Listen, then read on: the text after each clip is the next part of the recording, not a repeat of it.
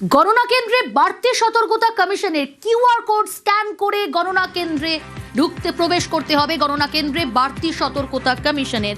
Commission কতটা সতর্ক, কি কি উদ্যোগ নেওয়া হয়েছে কমিশনের তরফ থেকে, ডিটেল জানাবে সোমরাজ রয়েছে আমার সঙ্গে। সোমরাজ, দেখো, এবারেই প্রথম নির্বাচন কমিশন কোড ভিত্তিক ফটো আইডেন্টিটি কার্ড চালু করতে চলেছে।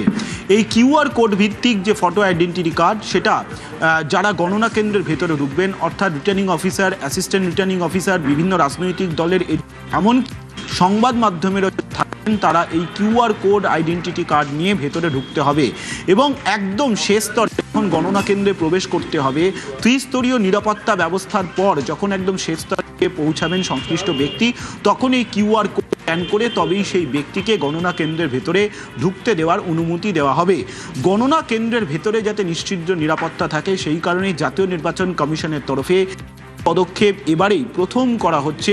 তুমি জানো, নির্বাচন কমিশনের তরফে 4 মে যে গণনা হবে, অসম, কেরল, তামিলনাড়ু, পশ্চিমবঙ্গ, এই 5 রাজ্যে করা হচ্ছে এবং আগামী দিনে যত বিধানসভা বা লোকসভা নির্বাচনের ফলাফল কাউন্টিং হবে, অর্থাৎ গণনা হবে, সেই সময় এই পদ্ধতি অনুসরণ করবে জাতীয় নির্বাচন কমিশন। তাই এবারেই প্রথম জাতীয় নির্বাচন কমিশনের তরফে এই কিউআর কোড ভিত্তিক ফটো আইডেন্টিটি কার্ড চালু করার সিদ্ধান্ত নেওয়া হয়েছে।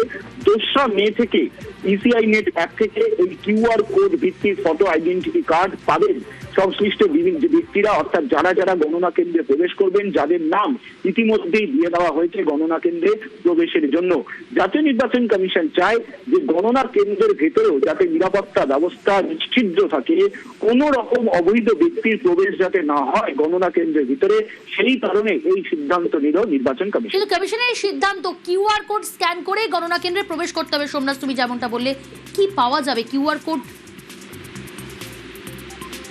দেখো, কিউআর কোড স্ক্যান করলে সংশ্লিষ্ট ব্যক্তি তিনি নাকি, অর্থাৎ যার নাম দেওয়া হয়েছিল তিনি সেই ব্যক্তি নাকি, সেটাই স্পষ্ট চলে আসবে কমিশনের কাছে এবং সঙ্গে সঙ্গে কমিশনের সার্ভারেও সেই ডেটা পৌঁছে যাবে।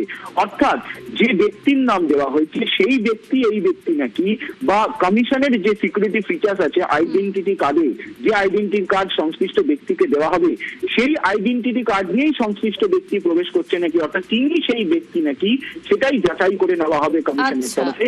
এবং সেই কারণেই এই নিরাপত্তা ব্যবস্থা জাতীয় নির্বাচন কমিশনের তরফে এই প্রথম চালু করা হচ্ছে গণনার জন্য গণনা কেন্দ্রের মধ্যে। বেশ সোমরাজ, বাড়তি নজরদারি, কড়া নজরদারি কমিশনের গণনা কেন্দ্রেও, সেখানে কিউআর কোড স্ক্যান করে গণনা কেন্দ্রে প্রবেশ করতে হবে।